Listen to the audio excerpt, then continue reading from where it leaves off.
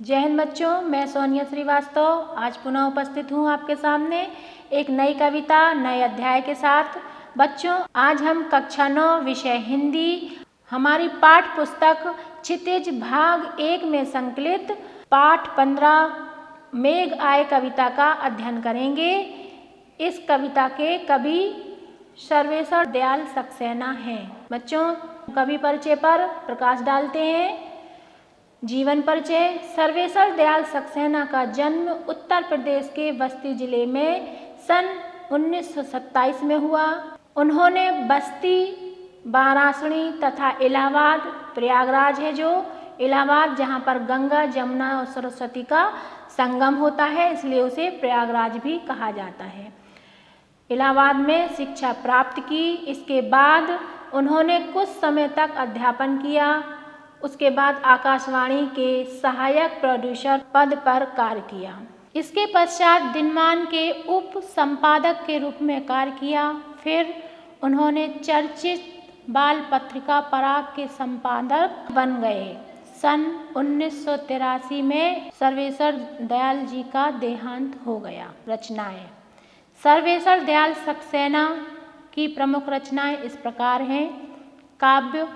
काठ की घंटियां, बांस का पुल, एक सूनी नाव, गर्म हवाएं, कुआनों की नदी, जंगल का दर्द, खूंटियों पर टंगे लोग आपकी प्रमुख चर्चित काव्य कृतियां हैं। इसके अतिरिक्त उन्होंने उपन्यास, कहानी, निबंध आदि की रचना की। उन्होंने प्रचुर मात्रा में बाल साहित्य की रचना की है। दिनमान में प्रकाशित होने वाले स्तंभ, चर्चे और चरखे के लिए उन्हें बहुत लोकप्रियता प्राप्त हुई। खूंटियों पर टंगे लोग कविता संग्रह के लिए उनको साहित्य अकादमी पुरस्कार से सम्मानित किया गया। भावपक्ष।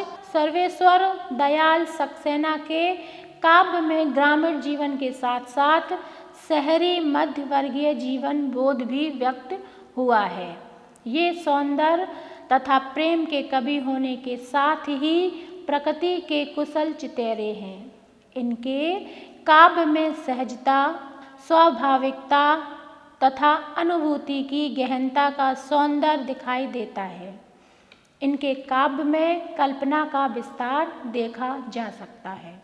कला पक्ष। सर्वेश्वर दयाल सक्सेना जी की भाषा सहज एवं लोक जीवन की महक लिए हुए है। इसमें व्यवहारिक भाषा में गहन भावों को व्यक्त करने की अद्भुत शक्ति है। इनकी शैली में चित्रात्मकता, सजीवता, जीवंतता का सौंदर्य स्पष्ट झलकता है। कल्पना के दुर्लभ चित्र इनकी काव्य कृतियों में उपलब्ध है। भाषा की लाक्षणिकता तथा उपमा, रूपक, मानवीकरण आदि अलंकारों की स्वाभाविकता के कारण इनके काव्य का अभिव्यक्त पक्ष पर्याप्त सबल दिखाई पड़ता है। साहित्य में स्थान।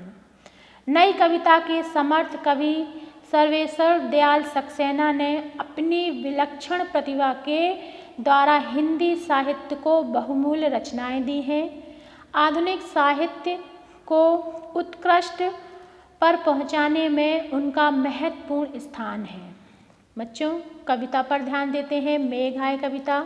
मेघ आए कविता में मेघों के आगमन की समानता, सचकर आए अतिथि अर्थात मेघों को दामाद से उनकी तुलना की गई है। कवि कहते हैं कि किस प्रकार ग्रामीण जीवन, ग्रामीण जनजीवन मेघ अर्थात बादलों की प्रतीक्षा करता है और उनके लिए बादलों का क्या महत्व है, ये कविता में बताया है। इसका बहुत ही बादलों से आने वाली प्रसन्नता और उत्सुकता का वर्णन कवि ने बहुत ही सुंदर और मनोरम ढंग से प्रस्तुत किया है। वे कहते हैं, वही मेघों के आने पर दिखाई देता है। मेहमान का स्वागत जिस प्रकार होता है, जिस प्रकार हम कुशलता पूछते हैं तथा वह बहुत दिन बाद आने की शिकायत भी हम उनसे करते हैं कि तुम इतने दिनों बाद क्यों आए, इसी प्रकार से प्रकृति भी बादलों से शिकायत करती है, उनका स्वागत करती है और पूछती है आखिर आप विलंब से क्यों आए। इस प्रकार मेघों के आने और दामाद के आने की तुलना हुई है, क्योंकि दामाद जो होते हैं वह शहर से गांव में, कवि कह रहे हैं कि शहर से गांव आते हैं और गांव के लोग किस तरीके से दामाद को देखते हैं और प्रसन्न होते हैं, उसी प्रकार से मेघों को देखकर भी ग्रामीण लोग प्रसन्नता का अनुभव करते हैं। कविता में नदी, पोखर, तालाब भी मेघों का स्वागत करते हैं। एक प्रसंग में बताया गया है कि नदी भी कहती है कि मेघ के आने से उनका जीवन सफल हो जाता है। तो चलिए बच्चों, करते हैं कविता का अध्ययन। प्रथम पंक्तियाँ। मेघ आए बड़े बन-ठन के सवर के, आगे आगे नाचती गाती ब्यार। दरवाजे खिड़कियाँ खुलने लगी गली गली, पाहुन ज्यों आए हो गाँव में शहर के। मेघ आए बड़े बन-ठन के सवर के। मेघ अर्थात बादल, बन-ठन के सज सवर कर, पाहुन मेहमान, दामाद सवर के संभल कर। संदर्भ। प्रस्तुत पंक्तियाँ हमारी पाठ्य पुस्तक मेघ आए पाठ से अवतरित हैं। इसके रचयिता या इसके कवि सर्वेश्वर दयाल सक्सेना जी हैं। प्रसंग। प्रस्तुत पंक्तियों में बादल और मेहमान के आने पर लोगों के प्रसन्न होकर उनका स्वागत करने तथा उनकी कुशलता पूछने का चित्रण हुआ है। मेघ आए बड़े बन-ठन के सवर के, आगे आगे नाचती गाती ब्यार। अर्थात बन-ठन के सवर के बच्चों, यह एक मुहावरा है। बन-ठन के मतलब सज सवर के चलना। कवि कहते हैं कि आकाश में रंग बिरंगे बादल आ गए हैं। बादलों का आना ऐसा लग रहा है जैसे शहर से दामाद सज धज कर और संभल कर गाँव आए हैं। गाँव में दामाद के आने पर जैसी हलचल होती है, वैसी ही बादलों के आने पर हलचल भरी प्रसन्नता होती है। बादलों के आने की सूचना के लिए आगे आगे नाचती गाती शीतल हवा चलने लगी है, मचलने लगी है, बहने लगी है। दरवाजे खिड़कियां खुलने लगी गली गली, पाहुन ज्यों आए हो गाँव में शहर के। मेघ आए बड़े बन-ठन के सवर के। पाहुन अर्थात मेहमान। बच्चों, गांव में पाहुन को दामाद भी कहा जाता है, इसलिए कवि ने मेघ की तुलना दामाद से की है। तो कवि कहते हैं, हवा के कारण गलियों की खिड़की दरवाजे खुलने लगते हैं। अर्थात लोग शीतल हवा का आनंद लेने लगते हैं और झांकते बादलों को देखते हैं, क्योंकि बादल अच्छी तरह उमड़ घुमड़ कर सज धज कर आ गए हैं। गांव में सभी तरफ खुशी भरा वातावरण है। बादल जैसे आए हैं वैसे ही शहर से अतिथि गांव में आए हैं। शहर से अतिथि के आने पर भी इसी तरह की प्रसन्नता भरी हलचल होती है, जिस तरह की मेघों अर्थात बादल के आने पर गांव में हर्ष और उल्लास की लहर दौड़ जाती है। काव्य सौंदर्य। बादल और दामाद के आने पर गांव में जो प्रसन्नता की लहर दौड़ जाती है, उसका सजीव चित्रण किया गया है। अनुप्रास अलंकार का सहज सौंदर्य दर्शनीय है। सरल सुबोध भाषा का प्रयोग हुआ है। अगली पंक्तियाँ। पेड़ झुक झांकने लगे गर्दन उचकाए, आंधी चली धूल भागी घाघरा उठाए। बाकी चितवन उठा नदी ठिठकी, घूंघट सर के मेघ आए बड़े बन-ठन के। शब्दार्थ। गर्दन उचकाए, गर्दन उठाकर, जैसे हम गर्दन उठाकर कुछ देखने लगते हैं कि क्या है, बड़े अचंभित होकर, उसी प्रकार यहाँ पर कवि ने वर्णन किया है। बाकी वक्र तिरछी, थोड़ा तिरछी नज़र से देखना। चितवन दृष्टि नज़र, ठिठकी रुक जाना, घूंघट पर्दा। प्रसंग। प्रस्तुत पंक्तियों में मेघ और दामाद के आने पर उनके प्रति जो उत्सुकता होती है, उसका चित्रण, उसका मनोरम वर्णन हुआ है। पेड़ झुक झांकने लगे गर्दन उचकाए, आंधी चली धूल भागी घाघरा उठाए। अर्थात कवि क्या कह रहे हैं कि जो पेड़ हैं वह गर्दन उठा उठा कर देखने लगे हैं कि कौन आया है। और जिस तरह नव युवतियाँ जब बहुत भारी लहंगा पहनती हैं तो उसको थोड़ा सा उठाकर जल्दी जल्दी चलने के लिए चलने लगती हैं, उसी प्रकार हवा भी बहुत जल्दी में ऐसा प्रतीत हो रहा है जैसे घाघरा पहने हुए है और जल्दी जल्दी चल रही है। तो अर्थात बादलों के आने से पहले चलने वाली हवा से वृक्ष जो है, पेड़ जो हैं, झुक रहे हैं। तो कवि को ऐसा लगता है कि मानो वे अपनी गर्दन उठाकर बादलों को देखना चाह रहे हैं। इसी प्रकार दामाद के आने पर गांव के आदमी अपनी गर्दन उठा उठाकर मेहमान को देखने के लिए उत्सुक होते हैं। धीरे धीरे हवा तेज हो गई और चारों ओर धूल उड़ने लगी। धूल के गुबार देखकर ऐसा प्रतीत हो रहा है कि मानो किसी अनजान व्यक्ति या मेहमान दामाद को देखने ही कोई ग्रामीण नवयुवती अपना लहंगा समेटे हुए भागी चली जा रही है, जैसे थोड़ा सा लहंगा उठाकर चल रही है। बाकी चितवन उठा, नदी ठिठकी, घूंघट सरके, मेघ आए बड़े बन ठन के सवर के। बादलों का आना नदी के लिए भी शुभ समाचार है। क्यों है शुभ समाचार? क्योंकि अगर बारिश नहीं होगी तो नदी सूख जाएगी। तो यहाँ पर कवि ने नदी के सूखने को क्या कहा है? नदी का मरना। तो क्या कह रहे हैं कवि कि जो बादल हैं, नदी भी उन बादलों के आने का शुभ समाचार सुनकर बहुत प्रसन्न हो गई है, उल्लास से भर उठी है, क्योंकि वह बारिश के बिना मर जाएगी। इसलिए वह जरा रुककर अपनी तिरछी नज़र से बादलों को देखने लगी है। वहीं दूसरी तरफ और दामाद के आने पर गांव की बहुएं भी रुक रुक कर घूंघट ऊपर खिसकाकर तिरछी दृष्टि से दामाद को देख लेना चाहती हैं, क्योंकि गांव की औरतें घूंघट करती हैं तो थोड़ा सा घूंघट उठाकर, हल्की सी आंखें उठाकर देखती हैं कि दामाद कैसे लग रहे हैं। तो क्या कह रहे हैं कि घूंघट उठाकर तिरछी नज़र से दामाद को देख लेना चाहती हैं। उन्हें लगता है कि सचमुच दामाद और मेघ दोनों ही अच्छी तरह सुसज्जित होकर आए हैं। काव्य सौंदर्य। बादल और दामाद के आने पर उनके प्रति गांव की स्त्रियों और पुरुषों में जो कौतूहल, जो उत्सुकता होती है, उसका स्वाभाविक वर्णन हुआ है। रूपक और अनुप्रास अलंकार का प्रयोग किया गया है। अगली पंक्तियाँ। बूढ़े पीपल ने आगे बढ़कर जुहार की, बरस बाद सुधि लेनी। बोलो अकुलाई लटा ओट हो किवार की, हरसाया ताल लाया पानी परात भर के। मेघ आए बड़े बंठन के सबर के। शब्दार्थ: बूढ़े, वृद्ध। जोहार आदर सहित प्रणाम करना, जैसे हम झुककर ऐसे प्रणाम करते हैं ना, वैसे ही आदर सहित प्रणाम करना। सुधि लेनी, खबर लेनी, बहुत दिनों बाद किसी को याद करना, स्मरण आना। अकुलाई, उत्सुक हुई। ओट, आड़। हर्षाया, मन प्रसन्न हुआ। प्रसंग: प्रस्तुत पंक्तियों में मेघों और दामादों के स्वागत सत्कार का सुंदर चित्रण हुआ है। व्याख्या: बूढ़े पीपल ने आगे बढ़कर जुहार की, बरस बाद सुधि लीनी। सुधि लीनी एक मुहावरा है, अर्थात याद करना।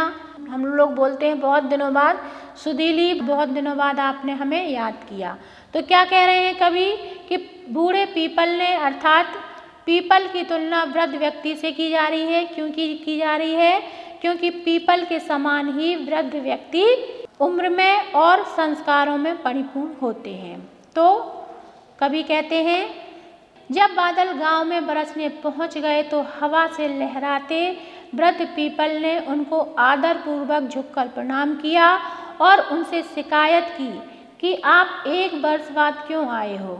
किससे शिकायत की पीपल ने? बादलों से। इसी प्रकार दामाद के ससुराल पहुंचने पर भी बुजुर्गों ने उनको विनम्र पहले नमस्कार किया और उन्हें उल्हाना भी दिया कि आप साल भर बाद आ रहे हो, यह अच्छी बात नहीं है, आते रहा कीजिए। पीपल की उम्र बहुत होती है तथा वह प्रदूषण शुद्ध करने में सहायक होता है, इसलिए उसे बुजुर्ग कहा गया है। बच्चों, जिस प्रकार पीपल वातावरण को शुद्ध कर देता है, उसी प्रकार हमारे बड़े बूढ़े हमारे संस्कारों, हमें अनुशासन का ज्ञान देते हैं और हमारे परिवार का माहौल शुद्ध कर देते हैं। इसीलिए पीपल की तुलना वृद्ध या बूढ़े लोगों से की गई है। बोली अकुलाई लटा ओट हो किवाड़ की, हर्षाया ताल पानी परात भर के, मेघ आए बड़े बंठन के सवर के। बादलों के आने पर उत्सुकता से परिपूर्ण लता वृक्ष की आड़ में होकर मेघों से कहती है कि तुमने मेरी 1 वर्ष बाद सुध ली है। किस प्रकार? उसी प्रकार जैसे ग्रामीण लड़कियां पति के सामने आने में संकोच करती हैं और वे खुलकर सामने नहीं आती, और उसी प्रकार दामाद के आने पर भी उनकी पत्नी, दामाद जब आते हैं तो लड़की अचानक अपने पति से मिलने नहीं जाती है। क्या करती है? किवाड़ अर्थात दरवाजे के पीछे छुप जाती है और उनको धीमे धीमे देखती है। इधर पर यही वर्णन हुआ है बादलों का और दामाद का। दामाद से बादलों की तुलना की गई है। इसलिए दामाद के आने पर उनकी पत्नी किवाड़ की ओर से पति से पूछती है कि तुम्हें 1 वर्ष बाद मेरी याद आई। मेघों को देखकर तालाब भी प्रसन्न हो रहे हैं। उसे लग रहा है कि बादल बरसेंगे तो वह भी भर जाएंगे। क्यों प्रसन्न हो रहे हैं? क्योंकि जो तालाब हैं वे भी भर जाएंगे, इसलिए वह बादलों का स्वागत करने के लिए आतुर है। इसलिए वह बादलों का स्वागत अपने पानी से कर रहा है। उधर दामाद के आने पर घर के युवक साले आदि हर्षित हैं, इसलिए उनके स्वागत के लिए तालाब से भरकर पानी लाए हैं ताकि उनके पैर धो सकें। सभी बड़े प्रसन्न हैं क्योंकि मेघ और दामाद बन-ठन के सवर कर आए हैं। यहाँ पर पानी परात भरकर, क्यों? परात में जो पैरों का पखारना होता है गांव में किया जाता है कि जब कोई मेहमान आते हैं तो उनके पैरों को धोया जाता है परात में रख करके, उसे बोलते हैं परात में पानी भरकर लाए। पैरों का पखारना होता है काव्य सौंदर्य। मेघों का गांव में दामाद का ससुराल में स्वागत बुजुर्गों, मनुष्यों सभी ने किया। इन पंक्तियों में इसी दृश्य का मनोरम और सुंदर वर्णन किया गया है। अनुप्रास अलंकार का प्रयोग, सुबोध सरल भाषा का उपयोग। अंतिम पंक्तियां। क्षितिज अटारी गहराई दामिनी की, क्षमा करो गांठ खुल गई अब भरम की। बांध टूटा झर झर मिलन के अश्रु ढर के, मेघ आए बड़े बंठन के सवर के। क्षितिज वह स्थान जहाँ पृथ्वी और आकाश मिले हुए जान पड़ते हैं। आप दूर से देखना, जो आकाश और धरती रहते हैं वह मिले हुए लगते हैं, पर जब आप उधर जाएंगे तो वह फिर से आगे चले जाएंगे। तो क्षितिज मतलब वह स्थान जहाँ पर धरती और आकाश मिले हुए से जान पड़ते हैं। अटारी अट्टालिका या घर के ऊपर बना हुआ कमरा। दामिनी बिजली। दमकी चमकी, गांठ खुल गई, गुत्थी सुलझ गई। भरम भ्रम शंका, अश्रु आंसू, बांध बांधा। प्रसंग। प्रस्तुत पंक्तियों में मेघ और दामाद के आने पर भ्रम होने और शंका करने के लिए क्षमा याचना तथा आंसुओं तथा मेघ बरसने का वर्णन किया गया है। व्याख्या। क्षितिज अटारी गहराई दामिनी दमकी, क्षमा करो गांठ खुल गई अब भरम की। अर्थात कवि कह रहे हैं कि क्षितिज पर सघन बिजली की चमक के साथ वर्षा प्रारंभ हो गई है। जैसे ही वर्षा हुई तो ग्रामीणों का भ्रम दूर हो गया। क्यों दूर हो गया? कि अब बारिश होगी या नहीं होगी। ग्रामीणों को ये भ्रम था, इसलिए अब जब बहुत तेज बारिश होने लगी है तो कवि क्या कह रहे हैं कि ग्रामीणों का, गांव वालों का भ्रम जो था वो दूर हो गया है। भ्रम मिटने पर वे बादलों से माफ़ी मांगने लगे कि हमने तुम पर शंका की, इसलिए हमें क्षमा कर दो। हमने ये विचार किया अपने मन में, पता नहीं बादल बरसेंगे वे कि नहीं, इसलिए बादलों से गांव के लोग क्षमा याचना कर रहे हैं। बांध टूटा झर झर मिलन के अश्रु ढर के, मेघ आए बड़े बंठन के सवर के। जब उनका भ्रम टूटा तो उनकी आंखों से खुशी के आंसू बहने लगे। बच्चों, जब हम बहुत दिनों किसी को बहुत प्रेम करते हैं और उससे बहुत दिनों बाद मिलते हैं तो हमारी आंखों में पानी भर जाते हैं। यहाँ पर इसी खुशी का, इसी अभिव्यक्ति का वर्णन हुआ है। तो क्या कह रहे हैं कवि? उनका भ्रम टूटा, उनकी आंखों से खुशी के आंसू बहने लगे। आंसू इस खुशी के बह रहे थे कि सघन बादल पानी बरसाने आ गए। उधर अट्टालिका पर पत्नी का प्रियतम से मिलन हो गया है तो उसमें प्रसन्नता की बिजली चमक उठी है।